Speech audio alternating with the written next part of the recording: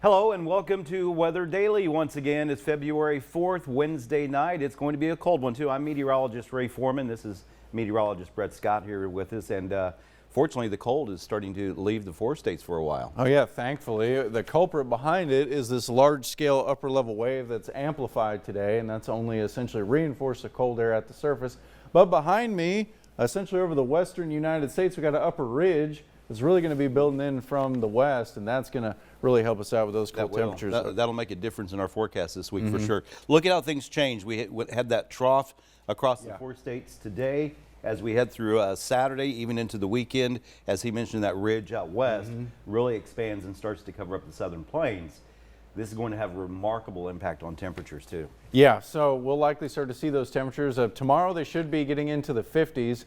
And then as we head past tomorrow, they should start to get into the 60s. And even next week, I was noticing some of the model members trying to indicate the possibility of temperatures even getting into the 70s, which would be great. But let's not wish cast just quite yet. I know, it's just been cold so long. We had a day where it was -8 just about a week and a half. Right, back in January. I was just saying that during the 6 o'clock show that in recent memory, we had a morning where it was -8, and these numbers look tropical compared to that for overnight lows in the 20s, where there will also be the possibility of a little bit of fog too, it does appear. Yeah, just because we had so much snow that 7 inches of snow melted away in a couple of days, so the ground is wet right now. You might think, oh wow, the drought's over. No, we'll talk about that too in a second. But look at this, 26 tonight. Yeah, and then tomorrow, finally getting into the 50s. So if you have any disgusting looking snow that is still left over, that's mainly more mud and snow than it is the white stuff, it turns into the brown stuff at this point. Yeah. So it'll continue to melt with temperatures like this, and it's also liable to be breezy tomorrow, and depending on how warm we can get and also how dry we can get, could see some elevated fire weather too tomorrow afternoon. Right, now winds are going to be out of the southwest, could be gusting to about 20 or 25 miles an hour during the afternoon, but that's about the only way we get warm weather in the four states in February. Yeah, honestly, but don't ever look a gift horse in the mouth. As you can see, getting into the 60s next week with a little bit of some rain chances, which of course we certainly need those rain chances because the drought continues to persist here at home. And I'm really surprised the picture hadn't improved with the snow that we've had on the ground, but we were so far behind with that deficit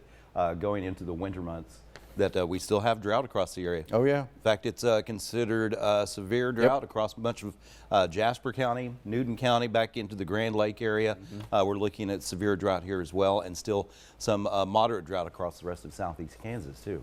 And if I'm not mistaken, last year we actually had some drought removal. Like there was a point where we weren't dealing with any drought, and how nice it would be to experience that again. And a lot of that was in the spring where we had series after series after series of rain, including severe weather, unfortunately. But yeah, we even had a lot of the lakes that were out of the banks. So that was a problem. Flooding became a problem last year.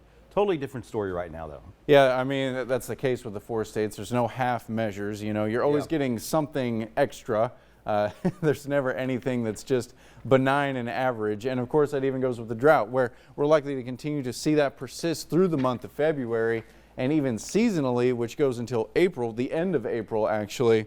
At least in our area, the drought is likely to persist. But just to our east, it does appear they could see some improvement, and then some removal possibly as well. So in the central parts of Missouri, things seem to improve there. But for most of us, all the way through the end of April, it looks like it's going to be dry. And it's going to be warmer too, at least, though. Hey, did you see the video of the satellite loop that we've had? We'll get to that in a second. Yeah. Across the southeastern U.S. and across the Gulf. This weather pattern is starting to change finally. But again, the severe drought, this is the temperatures for 6 to 10 days out. And it looks as though even 2 weeks out, we're going to see temperatures that are probably going to be above normal. But in the next 6 to 10 days, we at least have some signal for the possibility of maybe an above average trend and some precipitation chances, something we obviously what we just showed you kind of need for our area. But like you were saying, in the next 2 weeks, temperatures up, high probability of trending above average, and at least also in the next 8 to 14 days, some relative signal for some above average chances for precipitation. And it will be warm enough that it should be in the form of rain. And if we can get warmer temperatures in place, we can get better moisture in place too.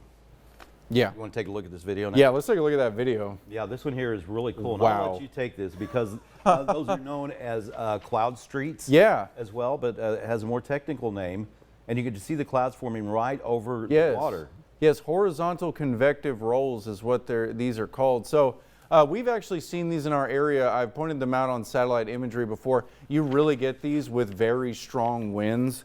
And there is a very much more like technical way of how these actually form in relation to how the air moves and then condensation occurs with the turbulence of the air, and then you get basically these formations of clouds. But long story short, these occur because of such strong wind and also because of a decent amount of available moisture within your atmosphere. Yeah, and the water's still warm across the Gulf. Oh, yeah. So I like your analogy earlier when you compared it to lake effect snow. Yeah. Excuse me. That cold air is just going across the water surface and evaporating that and causing those clouds to form. So just an unusual feature. Beautiful. Yeah. Hey, now while we are done with the snow for now, at least for a while, it fell across Kentucky and Tennessee. You can see this band of moderate to heavy snow moving through central Kentucky. It happened yesterday, and really it was only about an inch of snow, but because the snow was already on the ground, it did cause problems for travel across Kentucky, parts of Tennessee as well. The National Weather Service issued a winter weather advisory there for totally wet, slushy snow. Yep. That was what was in their actual headline. Totally wet, slushy snow. Yeah. Quite a description. Up to an inch of snow. Well, again, it wasn't much, but again, having fresh snow on top of what was still on the ground. Right. Now, also, Brenda Garr captured footage of the snowflakes in Louisville.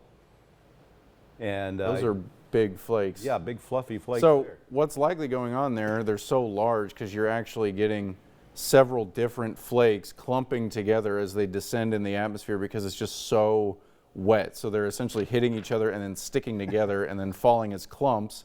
And it's likely pretty close to the freezing point, I'd say, either at the surface or even aloft. So you've got basically close to freezing layer through the vertical depth of the atmosphere. So those snowflakes are wet as they are descending. So that's why you're getting those large clumps falling. You can even see on her hand, she had some on her hand. A better look at the size of these flakes too. Large snowflakes. Oh yeah. Seen that was just outside Louisville, Kentucky, but this is down into central Kentucky. Oh wow. Again, yesterday, and it's probably. Have you ever noticed it's quiet when it snows like that? Mm-hmm. The snow actually acts as a sound buffer. Yep.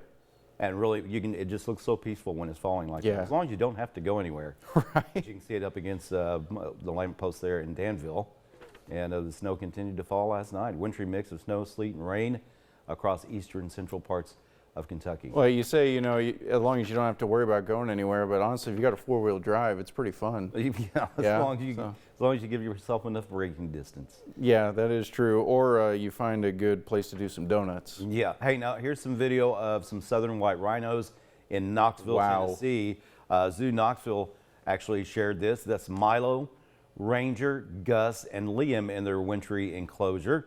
The group enjoyed the snow, then returned inside to warm up. They didn't stay out very long. They're more used to being in tropical climates, places where it's warm and there's lots of water to play in. So, rhino's native to Africa, correct? yeah, and also Stratford, Missouri. Oh, yeah. Of course. See, there seems to be a lot of animals. A lot of animals. I used to work at an animal park there. Yeah. We did have a lot of different giraffes. Zebras are actually very mean. Oh, really? Oh, yeah, they are. Yeah. Hey, let's take a look at, we've got stuff happening this weekend that's not in the 4 states, but you are going to be interested in it because some of you might be traveling to go see the Super Bowl. Yeah. So basically what we're looking at for Super Bowl Sunday, I'll move out of the way. So honestly, the temperature's not too terrible when it's starting. So the thing about Levi Stadium, it is an open stadium, so you do have to bring weather into consideration. They're looking at least a 20 to 30% chance of rain during game time. So that's something to be aware of course. But at least it's, you're right there next to the Pacific Ocean. Yeah, hopefully it's not a washout, though. Yeah. Because that'll make the game more tougher. That'll make halftime show tougher. Be more interesting. Yeah, it could be. Yeah, temperatures, though, in the 60s to start the game and then low 50s by the time the game is over with that evening. So not a whole lot of variation That's typical for San Francisco. Also the rain. That's another thing that's typical in San Francisco. Something I was also looking at when I was basically building this and getting the temperatures and precipitation, they get a lot of fog there. Yes. Yeah, and I don't think it'll affect the game because it's going to be happening in the evening. Right, it's usually in the morning. mornings. But in the morning, they'll probably have some fog, and then again overnight. So once again, something else they're used to, though. Yeah, proximity to the ocean leads to that, but you also have that mountain range that is, what mountains are those? Sierras? Sierra Nevada mountains that are basically just right, not too far away. And you essentially get that trapment of the stability of the atmosphere, and it leads to saturation. You get that fog, but they also, of course, have the smog problems over there too. Yeah. Now we also have some other things starting up as we go into this weekend. The rain chances look to really increase probably in the afternoon, and even during game time. This takes us well overnight. Yep. Sunday evening. Sunday afternoon. This is 4 o'clock Sunday evening. San Francisco right here, and then as we advance that into Sunday evening, you can see some showers getting close. May not, as we mentioned, may not impact the game too much at all, but there probably will be some light rain. Maybe some fog along the coastal areas, but that's about it. Well, we were looking at yesterday too, like I was even looking today on some satellite imagery in the Pacific Ocean, just a lot of turbulent features, a lot of low pressure features essentially just rotating around each other in a large scale trough. And it has to basically eject off to the east at some point, and that can lead to rain. That's essentially where the weather systems come from. Now, Friday. What happens this Friday? Yeah, the Olympics begins in Milan, Italy. And Ray, you ever been to Italy? I have not. Yeah? I've been out of the country, but only across Canada, parts of Alaska. That's it. I've never been overseas. I haven't gone across the pond. Yeah, across the pond, as they say. One of my best friends I went to school with at OU, he was from France. Oh, wow. Yeah, and he had some choice words for Americans. Oh, wow. Well. Nah, he's a great guy. We'll save that for another podcast. Yeah. Yeah, so this is current temperatures right now, right? Yeah, yes. And this is in Fahrenheit, I'm assuming. Yeah, it is in Fahrenheit. That would be burning Celsius, up. We're not going to throw up the equation and make you do a conversion from Celsius to Fahrenheit. So chilly, of course, up in Milan. But looking at the winds earlier, at least the winds don't appear too turbulent, so they don't have to deal too much with wind chills.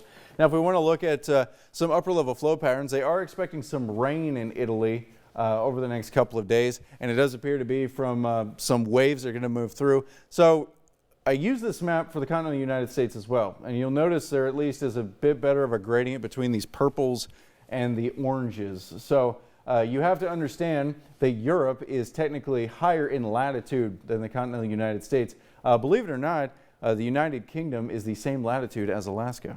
Oh, yeah. Yeah. No, I wasn't sure of that. And the reason like they have such mild temperatures, because you say, oh, well, Alaska's cold, but the UK, you know, they see some warm summers and stuff. It's because of the thermohaline circulation. Maybe we'll talk about that in a future time. But have you ever seen the movie The Day After Tomorrow? But what does that have to do with the hairline? Should I be worried about this?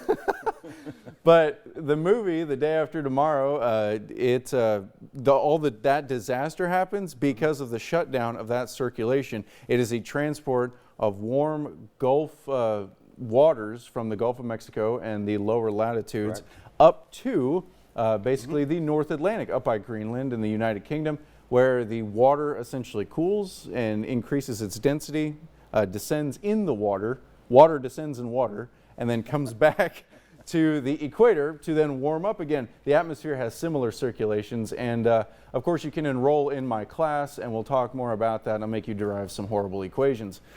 Oh, it's a lot of fun. Yeah. You don't get to use a calculator either. No, I mean, you can't, even if you wanted to. So basically what we're going to continue to see, as you can see, quite a few large-scale circulations do appear to move through a pretty turbulent upper-level pattern.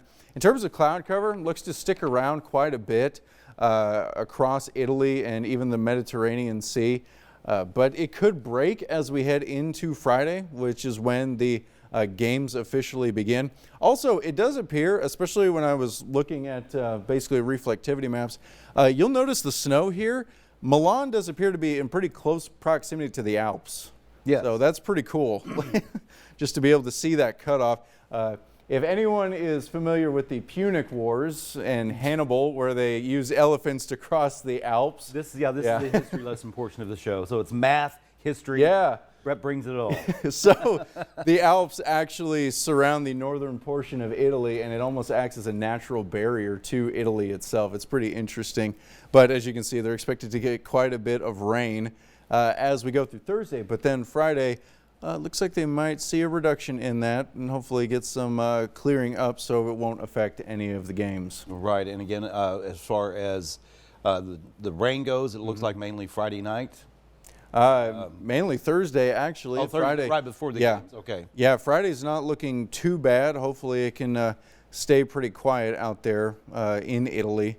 And, you know, we could honestly use some rain, but we're not expecting much over the next several days. Now, we could by, again, Tuesday, Wednesday, that's our next hope for a little bit of rain. But to recap our forecast, look at this. 60s next week. Brett. Yeah, Brett Scott actually mentioned earlier that we could be getting close to 70 next week as well. So that'll be a nice addition to the forecast going into the second week of February. Oh, yeah, I totally agree. All right. Well, thanks once again for joining us for Weather Daily, February 4th, and we will join you again tomorrow.